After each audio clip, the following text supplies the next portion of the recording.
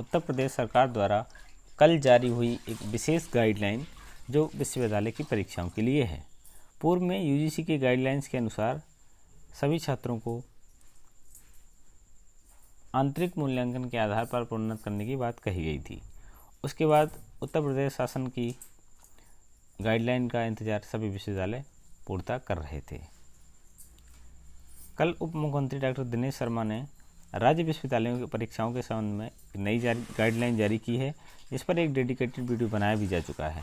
पर कुछ लोगों को अभी भी कन्फ्यूजन थी किस प्रकार उनको ट्रीट किया जाएगा। तो आज के इस वीडियो में हम पूरा समझेंगे कि किस प्रकार प्रथम वर्ष और द्वितीय वर्ष के छात्रों को ट्रीट किया जाना है। देखिए, अखबार हिंदुस्तान के आर्टिकल के हवाले से इससे मैं इसलिए बता रहा हूँ क्योंकि इसमें बहुत कम शब्दों में और बहुत ही सटीक जानकारी दी गई है। उप मुख्यमंत्री डॉक्टर दिनेश शर्मा ने गुरुवार को राज्य विश्वविद्यालयों की परीक्षाओं के संबंध में नई गाइडलाइन जारी की। इसमें कई विकल्प दिए हैं। इनके आधार पर विश्वविद्यालयों से 23 जुलाई तक कार्ययोजना देने को कहा गया है। प्रथम वर्ष और द्वितीय सेमेस्टर की परीक्षा 2019 वर्ष के छात्रों 19 और 20 के छात्रों के लिए इसमें 2 विकल्प सुझाए गए हैं। पहला विकल्प ये है कि प्रथम वर्ष के छात्रों के परिणाम यूजीसी की संतुष्टि के अनुसार, यानी कि जो यूजीसी ने अपनी गाइडलाइन में कहा था कि 100% आंतरिक मूल्यांकन के आधार पर घोषित किए जाएं। इसके बाद दूसरा विकल्प दिया है कि प्रदेश सरकार द्वारा गठित समिति की संतुष्टियों के अनुसार किया जाए। इसमें पहला विकल्प क्या था कि सभी संकायों के प्रथम वर्ष के वे छात्र जो प्रोन्नत होकर वर्ष 2020 और 21 की द्वितीय वर्ष की परीक्षा में शामिल होंगे और संबंधित विश्वविद्यालय के नियमों के तहत यदि वे सभी विषयों के अलग अलग उत्तीर्ण पाए जाते हैं तो द्वितीय वर्ष के सभी प्राप्तांकों का औसत अंक ही उनके प्रथम वर्ष के उन अवशेष विषयों या प्राप्तांकों का प्राप्तांक माना जाएगा जिनमें उन्होंने 2020 में परीक्षा नहीं दे पाई है।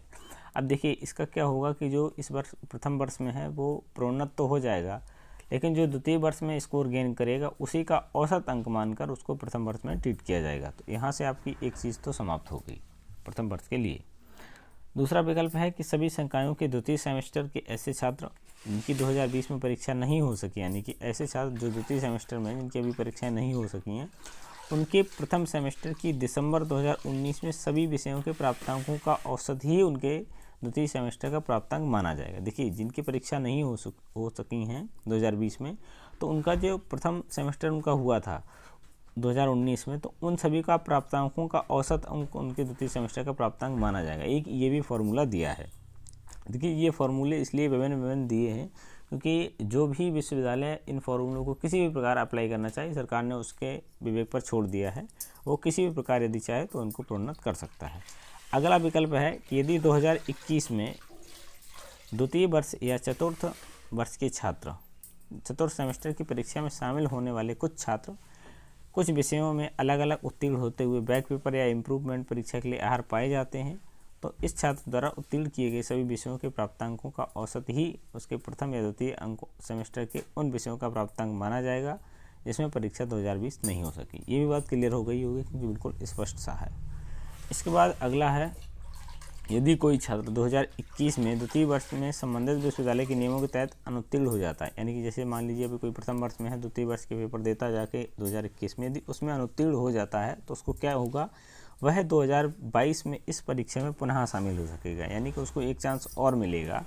इस परीक्षा में उसके द्वितीय वर्ष के परिणाम के आधार पर ही उसके प्रथम वर्ष 2020 के उन अवशेष विषयों या प्राप्तांकों को प्राप्तांक माना जाएगा जिसमें 2020 में परीक्षा नहीं हो सकी। ये भी क्लियर हो गया कि जो उसको जो 2022 में जब वो पेपर देगा तो उसके आधार पर ही जो द्वितीय वर्ष, यानी कि जब वो द्वितीय वर्ष के देगा, अभी प्रथम वर्ष में है, तो उसके जो प्राप्तांकों का जो औसत है वही उसके प्रथम वर्ष में माना जाएगा, यानी कि जब उसने परीक्षाएं नहीं दे पाई हैं। तो यहाँ से भी ये विकल्प भी समाप्त हो गया। बाकी इंटरमीडिएट परीक्षाओं के लिए जहाँ 3 या 4 या 5 वर्षीय पाठ्यक्रम संचालित हैं, उनके प्रथम और अंतिम वर्ष को छोड़कर ये विकल्प लागू होंगे। इंटरमीडिएट कक्षाओं के लिए छात्रों की सेमेस्टर वार्षिक परीक्षाओं का परिणाम यूजीसी के दिशा निर्देश के अनुसार 50% विगत परीक्षा परिणामों के आधार पर अथवा 50% आंतरिक मूल्यांकन के आधार पर घोषित किए जाएंगे। इंटरमीडिएट यानी कि जो फाइनल ईयर में नहीं है या फाइनल सेमेस्टर में नहीं है, इनके लिए भी 2 विकल्प हैं। दूसरा विकल्प क्या है, सभी संकायों के द्वितीय वर्ष चतुर्थ सेमेस्टर के छात्र प्रथम वर्ष 2019 प्रथम तृतीय सभी 3 सेमेस्टर के उन विषयों के प्राप्तांकों का औसत उनके द्वितीय वर्ष चतुर्थ सेमेस्टर 2020 के लिए उन शेष विषयों का प्राप्तांकों प्रश्न पत्रों का औसत माना जाएगा। सीधा सा स्पष्ट है, ये उसी के लिए फॉर्मूला यही है कि 2020 के जो पेपर हैं उन्हीं के आधार पर, उनको ही आधार मानकर इसमें भी प्राप्तांक दिए जाएंगे। 2019 में जिन्होंने प्राप्त किए हैं उसी के आधार पर इसमें भी प्रमोशन दे दिया जाएगा, जिसमें नंबर दे दिए जाएंगे। अब देखिए सीधी सी स्पष्ट सी बात है, यहाँ से एक चीज़ और लिखी है, आप लोग देख पा रहे होंगे कि बैक पेपर वाले भी प्रोन्नत होंगे। उप मुख्यमंत्री ने बताया कि परीक्षा और उत्तर पुस्तिका के मूल्यांकन के बाद प्रत्येक विषय में जो छात्र अलग अलग उत्तीर्ण हैं या जिन्हें बैक मिली है तो वो अगले वर्ष या अगले सेमेस्टर में प्रोन्नत कर दिए जाएंगे, उन्हें शेष परीक्षा नहीं देनी होगी। वहीं जो विद्यार्थी अनुत्तीर्ण हैं या बैक पेपर के लिए भी योग्य नहीं है उन्हें परीक्षा में अनुत्तीर्ण ही घोषित किया जाएगा। यानी कि जिनके अभी एग्ज़ाम हो चुके हैं और यदि वो बैक पेपर के लिए आ रहे हैं तो उन्हें प्रमोशन मिल जाएगा, बाकी वो परीक्षा देके उसको क्लियर कर सकते हैं। इसमें भी सेम चीज़ें लिखी हैं आप लोगों ने, जो मैंने आपके साथ डिस्कस कर ली हैं। तो उम्मीद करते हैं अब आपको चीज़ें स्पष्ट हो गई होंगी,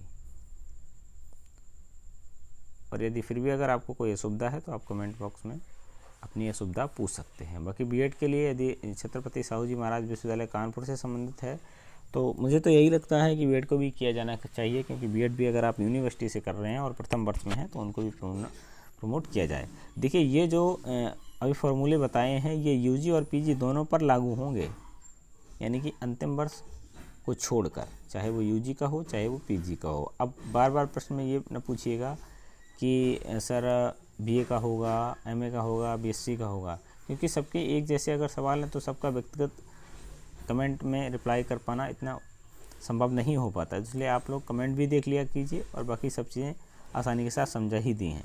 मिलते हैं फिर नए वीडियो में। Thanks for watching. जय हिंद।